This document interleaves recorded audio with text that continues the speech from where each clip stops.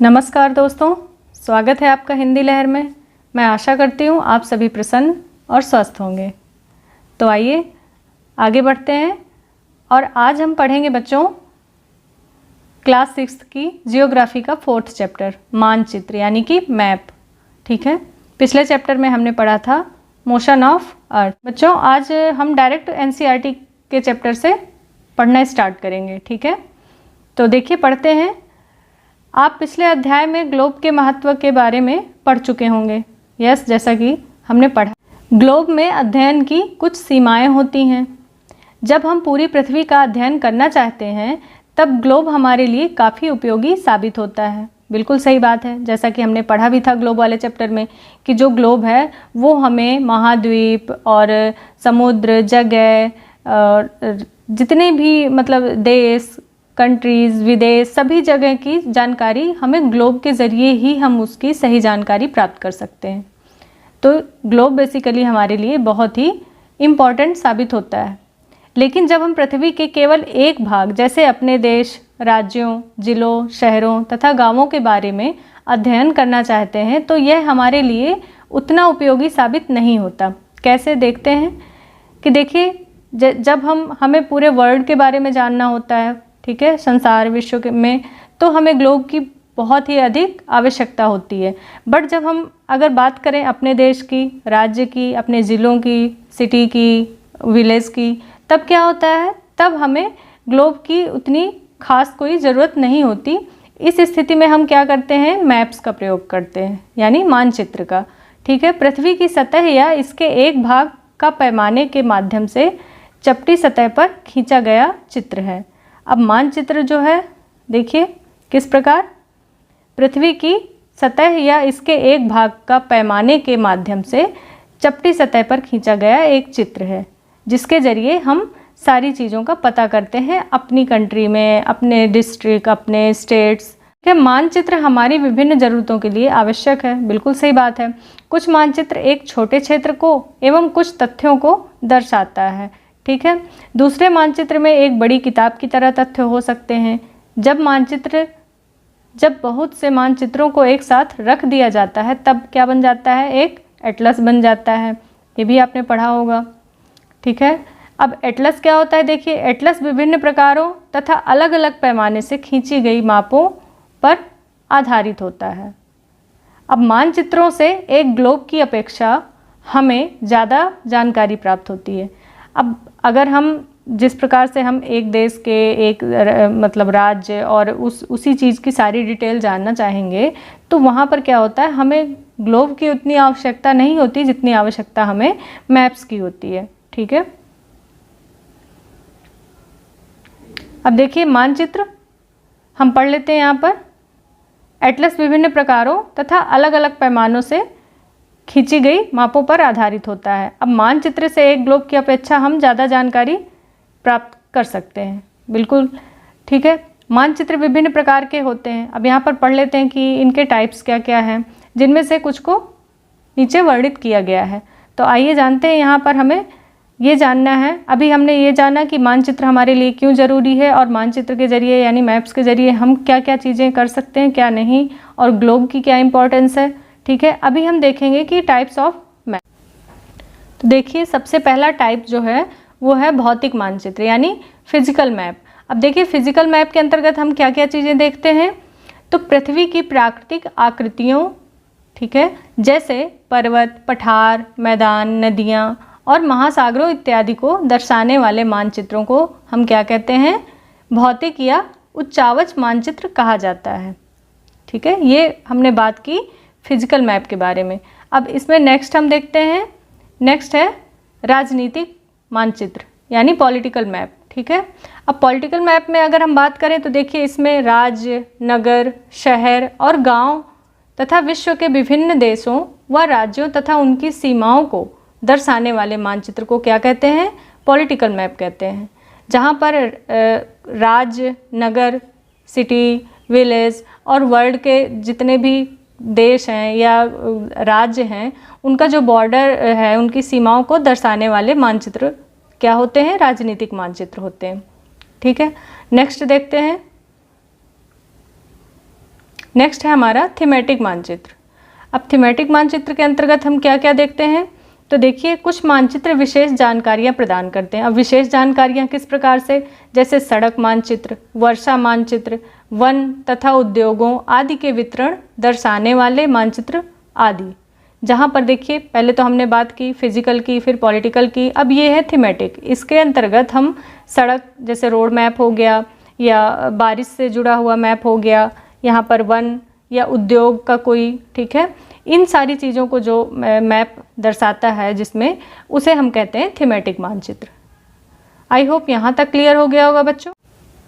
अब देखिए इन मानचित्रों में दी गई सूचना के आधार पर उनका उचित नामकरण किया जाता है। किस प्रकार से, कि जैसे कई बार बच्चों क्वेश्चन में पूछ लेता है कि मानचित्र के कितने घटक हैं, तो ध्यान रखिएगा मानचित्र के 3 घटक हैं।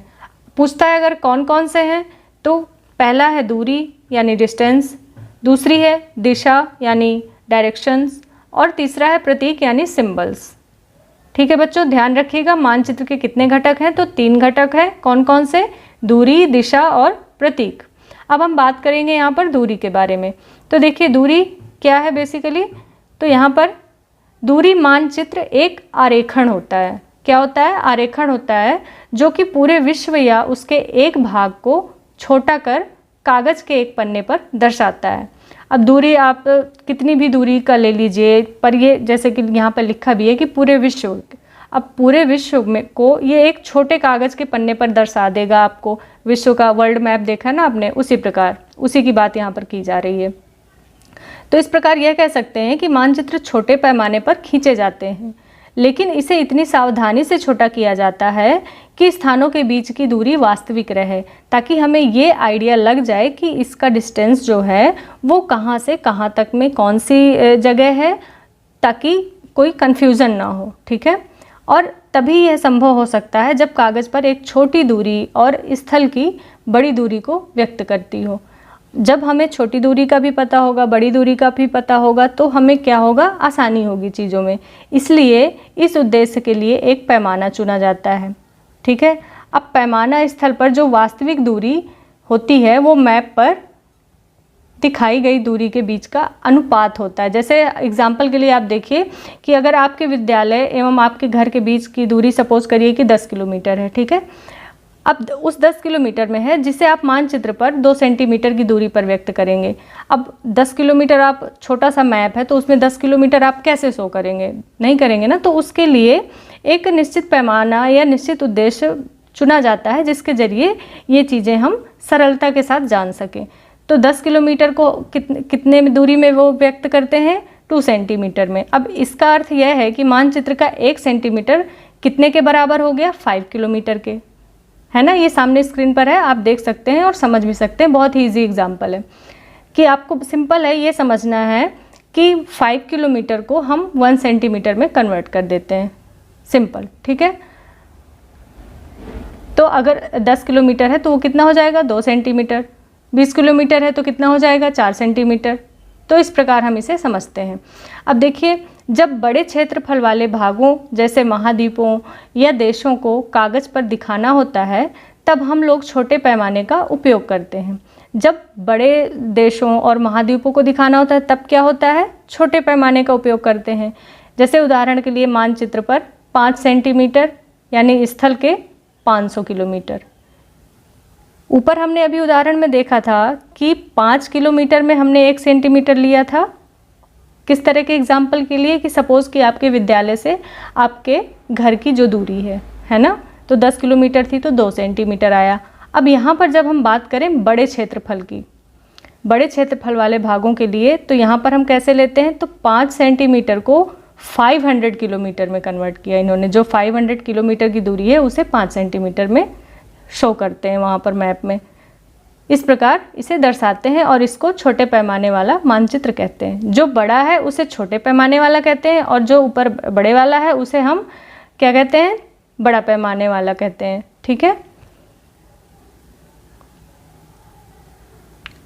ये देखिए, जब एक छोटे क्षेत्रफल वाले भाग जैसे आपके गांव या शहर को कागज़ पर दिखाना होता है तब हम बड़े पैमाने का उपयोग करते हैं। समझ गए आप।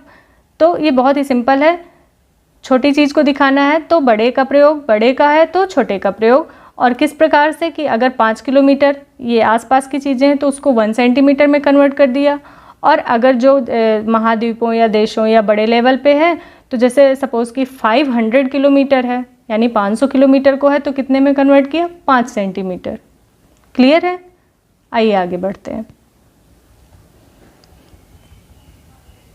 तो इस प्रकार अभी हमने बात की दूरी के बारे में। यहाँ पर एक पिक के माध्यम से भी दिखाया गया है कि देखिए यहाँ पर विद्यालय और यहाँ पर दुकानें हैं, कुछ यहाँ पर कुआं है, इस प्रकार से ये सारी चीज़ें हैं। जब आप एनसीईआरटी की बुक ओपन करेंगे ना तो आप उसमें इसको चेक कर लीजिएगा तो आपको और क्लियर हो जाएगा। अभी हमने बात की देखिए दूरी के बारे में, अब हम बात करेंगे दिशा के बारे में। तो देखिए दिशा क्या है, अधिकतर मानचित्रों के ऊपर दाहिनी तरफ तीर का निशान बना होता है। जब भी आप मैप देखेंगे, उठाकर मैप देखिए, आपके पास है तो आपको उसको राइट साइड में एक एरो बना होगा, ठीक है, जिसके ऊपर ऊ लिखा होता है। अब जो यह तीर का निशान है वो किसे दिखा रहा है, ऊ मीन्स उत्तर दिशा, ठीक है, ये हमें उत्तर दिशा के बारे में बता रहा है, तो इसे हम क्या कहते हैं, उत्तर रेखा कहते हैं। और जब आप उत्तर के बारे में जानते हैं तो आप दूसरी दिशाओं को जैसे पूर्व, पश्चिम और दक्षिण के बारे में पता लगा सकते हैं। इस प्रकार ये जो चारों मुख्य दिशाएं होती हैं, उत्तर, दक्षिण और पूर्व, पश्चिम, तो ये क्या होते हैं, इन्हें कहा जाता है प्रधान दिग्बिंदु। सिंपल समझिए फिर से कि जब आप मैप, कोई भी मैप लेंगे उसके राइट साइड में आपको एक एरो मिलेगा, वहाँ पर ऊ बना होगा। उससे आपको क्या हेल्प मिलेगी कि जब आपको ऊ यानी उत्तर दिशा, नॉर्थ मिल जाएगा तो आपको बाकी दिशाओं के बारे में भी जानकारी मिल जाएगी और आसानी से। तो इस प्रकार जो ये चारों दिशाएं होती हैं उन्हें हम क्या कहते हैं, वे प्रधान दिग्बिंदु कहे जाते हैं। ठीक है बच्चों। अब देखिए बीच की जो 4 दिशाएं होती हैं, जैसे हम कहते हैं ना कि उत्तर पूर्व, जैसे साउथ और ईस्ट का, तो वो कॉर्नर ये पिक्चर के माध्यम से आप देखिए, एक तो ये हो गया उत्तर, दक्षिण, और ये हो गया पूर्व और पश्चिम। अब ये जो उत्तर और पश्चिम के बीच में है तो ये क्या कहलाएगा, उत्तर पश्चिम, यानी नॉर्थ वेस्ट। इस प्रकार ये जो कॉर्नर से, तो 4 तो वैसे हैं और 4 कॉर्नर की हम कवर करते हैं, तो ये टोटल कितनी हो गई, 8। तो 4 तो हमारे ये जो हैं ये मेन प्रधान बिंदु होते हैं और बाकी ये आपको समझाने के लिए है। ठीक है, अब आगे बढ़ते हैं।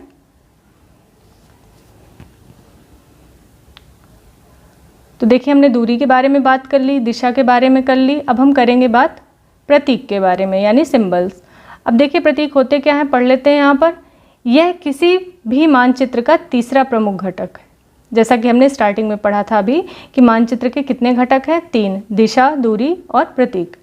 अब देखिए किसी भी मानचित्र पर वास्तविक आकार एवं प्रकार में विभिन्न आकृतियों, अब विभिन्न आकृतियों किस प्रकार से, जैसे भवन, सड़क, पुल, वृक्ष, रेल की पटरियाँ, कुएं आदि चीज़ों को जो दिखाना संभव नहीं होता है, इसलिए वे निश्चित अक्षरों या छायाओं, रंगों, चित्रों तथा रेखाओं का उपयोग करके दर्शाए जाते हैं। अब जो ये सिंबल्स हैं वो किस प्रकार से, जैसे हम मान लीजिए कि इन चीज़ों को दिखाना इतना संभव नहीं होता, तो इनको हम किस प्रकार से दर्शाते हैं मैप में, तो या तो कोई ऐसा अक्षर होगा, ठीक है, जो सिंबल उसे सिंबलाइज करेगा कि ये इस चीज़ का सिंबल है, या कोई ऐसी शेडो होगी, या कोई ऐसा पर्टिकुलर एक उसका रंग फिक्स होगा कि कलर फिक्स कर दिया जाएगा कि इस कलर से आपको वही चीज़, जैसे सपोज़ कि रेड कलर है, रेड कलर को डेंजर में हम देखते हैं ज़्यादा करके कि रेड यानी रुकना है, डेंजर है।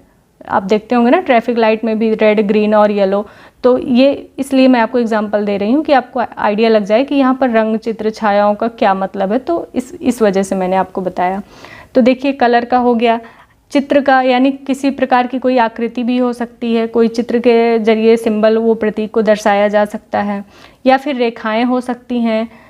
अभी हम आगे देखेंगे तो आपको और क्लियर हो जाएगा। ठीक है, इस तरह से चीज़ें उपयोग करके दर्शाई जाती हैं। अब ये प्रतीक कम स्थान में अधिक जानकारी प्रदान करते हैं। जब हम इन प्रतीकों के बारे में पढ़ते हैं तो ये जो कम स्थान होते हैं उसमें से भी हमको बहुत अधिक जानकारी मिल जाती है, क्योंकि इन प्रतीकों के इस्तेमाल के द्वारा मानचित्र को यानी मैप को आसानी से खींचा जा सकता है।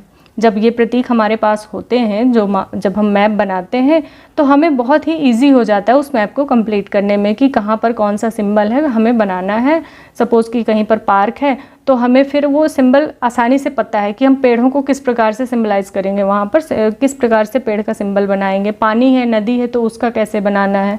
ठीक है, तो इस तरह से देखिए आगे हम देखते हैं सिंबल को और अच्छे से जान लेते हैं। ये देखिए आपका कन्फ्यूज़न क्लियर हो जाएगा। तो यहाँ पर देखिए आप पहले लाइन पे रेलवे लाइन। अब रेलवे लाइन जो होती हैं वो देखिए एक तो बड़ी लाइन होती हैं, एक मीटर लाइन होती हैं और एक रेलवे स्टेशन हो गया। अब इसमें रेलवे लाइन में हमने 3 चीज़ें जानी। अब आप फर्स्ट वाला सिंबल देखो, इसमें बीच में 2 छोटे छोटे बॉक्स लाइट कलर के, बाकी का ब्लैक ब्लैक हाईलाइट हो रखा है। 3 बॉक्सेस ब्लैक और 2 वाइट कलर में है। ठीक है, तो ये हो गई बड़ी लाइन। अब जो मीटर लाइन है वहाँ पर आप देखो एक थोड़ी सी विड्थ ब्लैक कलर की लाइन है और उसके बाद उसमें स्टैंडिंग लाइन के छोटे छोटे गैप दिए हुए हैं। उसके बाद जो रेलवे स्टेशन है वहाँ पर रेड है, ये बॉक्स में रेड भी है और छोटे छोटे स्क्वायर शेप के बॉक्सेस बने हैं, प्लस वहाँ पर RS सिंबल भी है, यानी रेलवे स्टेशन। इसी प्रकार अगर हम सड़कों का देखें तो देखिए एक तो पक्की सड़क होती है और एक कच्ची सड़क होती है।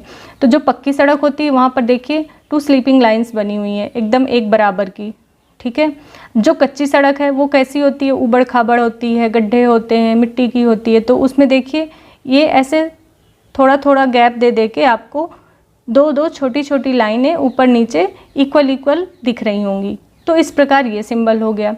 अब सीमा या अंतर्राष्ट्रीय, सीमा जैसे आप बॉर्डर समझते होंगे तो वो अंतर्राष्ट्रीय भी होता है, ज़िले का भी होता है और स्टेट का भी होता है। तो अगर हम अंतर्राष्ट्रीय सीमा की बात करें तो देखिए पहले एक मोटी सी स्लीपिंग लाइन है, फिर छोटा सा सर्कल है, फिर स्लीपिंग लाइन और फिर छोटा सा सर्कल। और जब हम स्टेट की बात करें तो ये देखिए बीच में 2 सर्कल हैं छोटे और 3 स्लीपिंग लाइन है। और जो ज़िला होता है उसमें सर्कल बिल्कुल भी नहीं है, सिर्फ 3 उससे भी पतली लाइनें हैं गैप कर करके।